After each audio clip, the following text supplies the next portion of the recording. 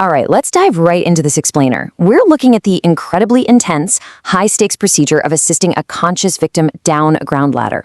You know, when we see firefighters scaling buildings, it looks super heroic, right?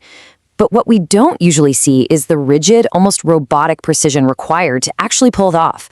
Today, we're breaking down the exact performance objectives and standardized scale evaluations from the Florida Bureau of Fire Standards and Training.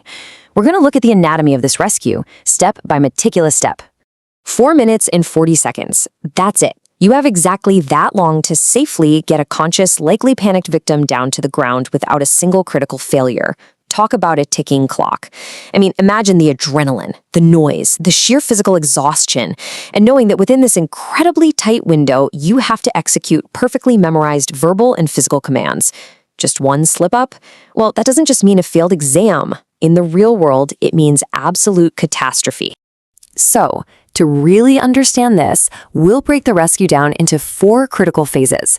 Phase 1, the pre-task size up. Phase 2, ascent and victim control. Phase 3, the controlled descent rule. And finally, Phase 4, critical examiner scoring. Starting right off with Phase 1, the pre-task size up. Now, what's wild here is that before their boots even touch that very first rung, a firefighter must continuously flow through this massive mental checklist, out loud. It's called the automatic safety verbalization. The recruit actually has to look at the state examiner and state, in one continuous flow, that they're in full PPE, they'll notify the incident commander, monitor conditions, notify interior and exterior crews, ensure a charged backup hose line is in place, shut down utilities, find a second means of egress, and operate on the windward and uphill side if possible. Phew, it is just a massive situational awareness check to make absolutely sure they aren't creating a second victim, namely themselves. And a huge part of that rapid fire safety check is the IDLHL environment. That stands for immediately dangerous to life or health. During that initial size up, the firefighter has to verbally confirm they will go on air, meaning, they'll use their breathing apparatus, if they encounter this environment. Safety and self-preservation are literally priority number 1. Because think about it, if the rescuer goes down, the whole rescue completely stops. Moving on to Phase 2, ascent and victim control. Okay, so before going up, the recruit has to verify and loudly state, my ladder is safe, properly heeled, and secured to the building. You can't just slap a ladder against a wall and start climbing like it's your garage roof. Heeled means the base is locked in from slipping, and the top has to be secure to the structure. This verbal confirmation is absolutely crucial. It ensures rock-solid stability before even an ounce of weight goes on those rungs. And the ascent itself? It's definitely not a casual climb. It's a highly, highly regulated movement. The firefighter has to grab the backside of the beams with both hands or use this specific sliding hand method. They must maintain continuous contact, meaning no completely taking your hands off to regrip.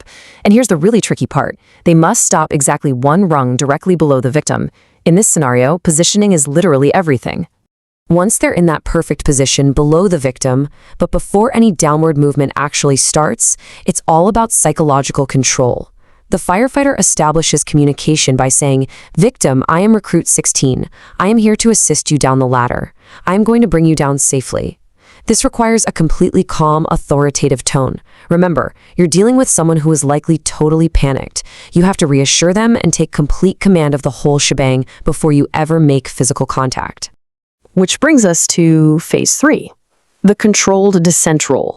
This right here is where the highly unnatural, super rigidly disciplined mechanics of bringing a victim back down to earth really kick in. Before anyone moves an inch down, this exact pre-descent instruction is critical to grab absolute command over the victim's erratic movements.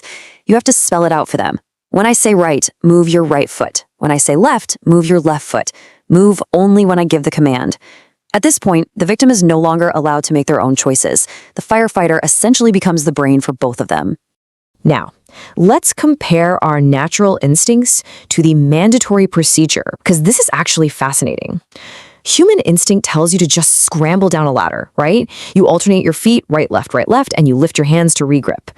But the mandatory descent procedure explicitly bans that. You have to fight that urge to scramble. Instead, you must initiate every single step with the same foot, bringing both feet to a neutral position on each individual rung. Right foot down 1 rung, left foot down even with the right. Over and over again. And your hands? They've got to slide continuously on the beams. No letting go.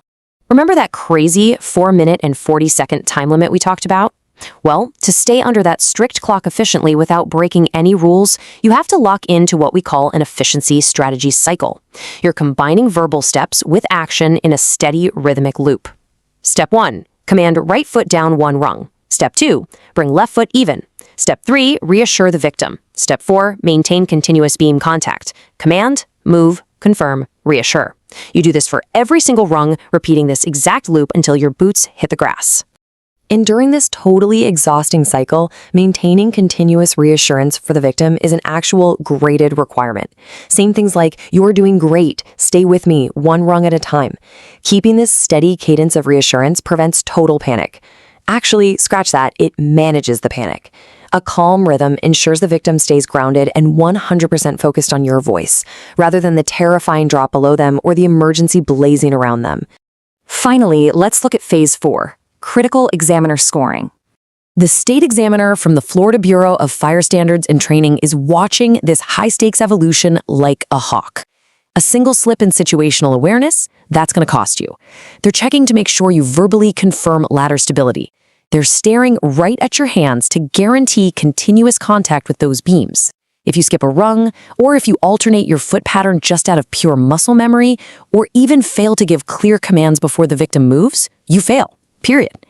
It requires intense, unbelievable mental discipline to override your natural physical instincts while keeping your communication totally calm and controlled. So, as we wrap up this explainer, I want to leave you with a thought.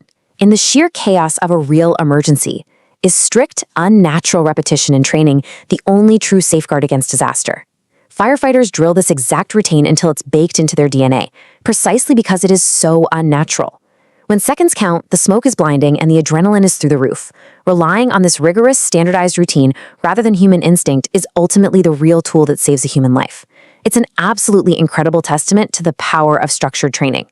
Thanks so much for joining me on this deep dive.